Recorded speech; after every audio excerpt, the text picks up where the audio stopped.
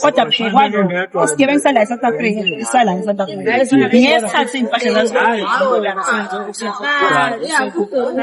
abantu phela lokho isigebengu sala eSouth Africa sinama-documents nokuso babo nama-fingerprints akhombayo ukuthi wena usilanani wazane kahle la bantu bokufika abafika umuntu la enza ubugebengu abona ukuthi umphathi usuyambona usumbonile ahamba shithi indawo yohlala kwenye indawo abe isigebengu sakhona njengoba ubona nje amabhilidi hijacker kanje mawucabanga wena if bekhona uhulumeni serious owazi kahle ukuthi ibhilidi nebhilidi kufanele abe nama-tenants abantu abanamaphepha nama-documents kube nelise evumelayo ukuthi if bekhona into enjalo but the reason khona ama-hijacker kunenqwaba yabantu abanganawo amaphepha kufanele ababekho la abakwazi ukuthola amalisi lawo bantu ngithi so kufanele kwenze njani kufanele bathole kuhlele kona la mabhilidi bahlale bewu-4 bewu-5 so umuntu webhiliding efanele kuhlele abantu bawu-10,000 kuhlele abantu bawu-50,000 ngoku-maximize i-profit uhulumeni wethu wenze njani lutho le bhilidi azangali-one njalo wangena nje wakhomba abantu ngebhamu wathi ufuna ukuthatha leyo nto wathi ufuna ukuthatha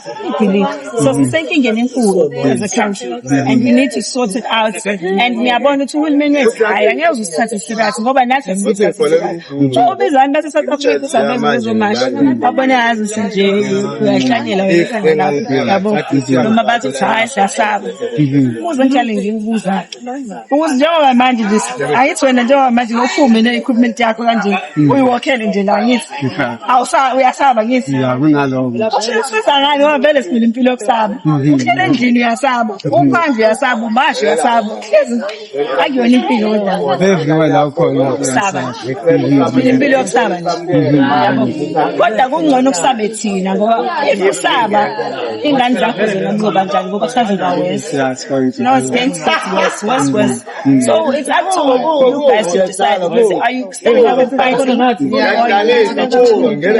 thina kabanye sifuna ingane zethu ukuthi zile nabantu bokufika balela amathuba ngincaba nokufika sibawe ama-drugs zonke nje lemkhuba lekhona sifuna ukuthi sizwakale ukuthi sesiphathele siyazi ukuthi uhulumeni wethu nayo egebengu phakathi kuzona ibhilidi sakhona nokufika nikhuluma kakhulu nango-president wethu as an individual ukuthi ey'mweni ey'ningi so many issues abekho akabonakali mhlawumpe ezongenelela ezokhuluma kusho ukuthini no mina namhlanje ngiyeke ngabuza umbuzo ukuthi khona yini wakangibona upresident uma kuthiwa khona i-crisis akhuluma ukuma phambi kwethu ukhuluma i-COVID akhuluma uku-attend ama-events ama-functions okutravel asesikune-crisis namhlanje kushona iy'ngane uye nje emndenini uyothi mndeni sikhalisana awawakubona wena lo wangambona upresident wethu kuthiwa nje nayi i-tragedy mhlawumbe kwenzeke kanjena kulahleka iy'mpilo khona ama-floods angikhumbuli nje ngimbona kuthiwa nje uyena hands on uyowenza sure ukuthi abantu bayayithola ingqalasizinda or bayalithola usizo akanaso shame isikhathi sepresident wethu kahle ngiyadabukisa and okujabulisa nakho konke mina ngiba newari-ke mase time yakhe yokugcina ye-president ngoba lowo muntu useseyenzeni usacocela iy'nto zakhe nje naye lokusela ikusasa lakhe uma efuna ukuhamba ngayihambela abese-bish siqhubeke ney'nkinga ezadala oyena sayivele so mina I think nje i-approach yethu nje la e-South Africans especially leyo kuvota kumele nathi sicabange kanzima you know siyakuvotela abantu ngoba nakho siyabathanda kaze kani uvotela umuntu ngoba niyamthanda ayisasebenzi leyo nto ukuthi nje ngithanda inhlangano ngithanda inhlangano yami ngithole lokhuza amasaka e-rice nani ikhansela la ngithembisa ukuthi ngizothola lamasaka ngizothola sesibonile ukuthi leyo nto ayisebenzi sesibonile ngithi ukuthi uthi umuntu engena ayinakela abantu bakhe mhlawumbe nina senimvotelile senibhala abantu ngiyakhala ngogesi namanzi nani kodwa nivotile kodwa niyamthanda kodwa nithanda inhlangano kodwa nithanda ama-food parcel hayi ngeke ama-South Africans nawo ayithathe serious no ayenzi sense leyo nto uma uvota votela umuntu ombonayo ukuthi uya-acta wenza into esiza e-South Africa ebeka i-South Africa phambili okwazi ukuthi uma ngabe kukhona inkinga uya-respond ukuqonda, hayi ukusahlale nje asibuke nje ko-TV ngathi siyahlanga. Yabo, abantu abayekuthanda iy'nhlangano zabo ukudlula eSouth Africa. Leso sikhathi nje isona leso sibulala leli lizwe. Ngoba kuthathwa abantu abanje ngokuthiwa sinamaphoyisa nobani abathatha iy'ntshontsho abantu esenza umasipala. Yingoba bathatha lowo muntu umhlangano wafaka kuleyo position. Abanayo i-personal into ayenzayo. Yabo, khona abantu abayithandayo eSouth Africa ngempela bayayi-protect. Kodwa sike namhlanje abasebenzi. Yabo, uhamba umuntu ahamba yofunda afuna umsebenzi angawutholi ngoba akabazi abantu abathize endaweni ey'thile. Yabo, so I think now ama-South Africans awayithathisa yinina eninamandla okudlula uhulumeni. Namanje ngisathi awukho uhulumeni onamandla if abantu bengekho. Abantu bona banika uhulumeni imphawu. Bangasayifuni uhulumeni. Sathi namhlanje uhulumeni. Do you think mhlawumbe ukuleka kwe-patriotism kuma-leaders esina okwenza ukuthi iy'dingo-ndanga noma iy'khalo zabantu bangazinaki ngalolu hlobo? Ushisho ba ama-leaders abanalawo. I think once umuntu wangena kwi-power le wathola amabhulu akhe, wathola iy'mali, into yokuqala nje ecabangayo abantu bakhe ukulungisela impilo yakhe. Kumele kudabulise ukuthi usephumile kwi-power ngoba ubona ngathi ayisizanga lutho lento. Angazi noma sasebona ukuthi ngeke baphinde baphume yini, angazi. But nje there's something wrong with the caliber of leaders that we have in this country. Very few aba-leaders ababeka abantu khona.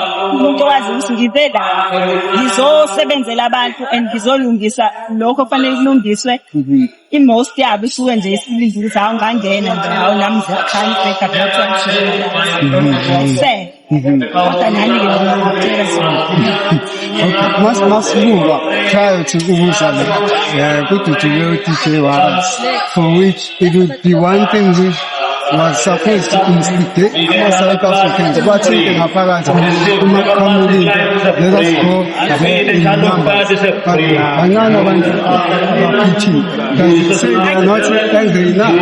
I don't know, because this is the smallest numbers that we've had about, but I don't wanna. Angithanda kakhulu ukufocus abantu abangafikanga. Ngithanda ukufocus abantu abafikile. Because I do feel like abantu abafikile are more significant than those that are not there. Because those are the ones that are willing to act. Those are the ones that are going to bring about change. We never know. Mhlawumbe abantu banama-reasons abo because bayafika kwamanye ama-march. Abanye mhlawumbe base-Bush bayayiphuzela. You never know. Unfortunately, kodwa as a country sinayo inkinga yama-priorities in general. Ngingasasho ukufika namhlanje abantu bayafika abantu ama-march, I don't want to lie.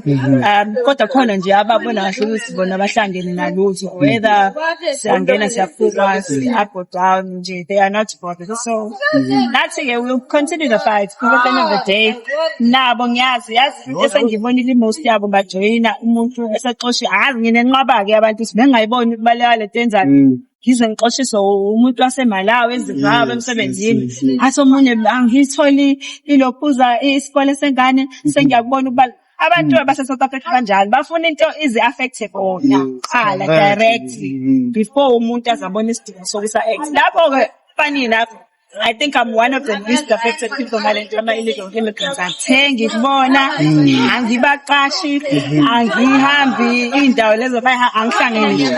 Kodwa at the end of the day, ma umuntu ucabangele ukuthi wena kumbenefisa kangakanani, ukulimaza kangakanani. Ucabangela ngisho nengane yakho nje ezele ukuthi ma ngiyiyeka lento namhlanje kusasa izovinjani.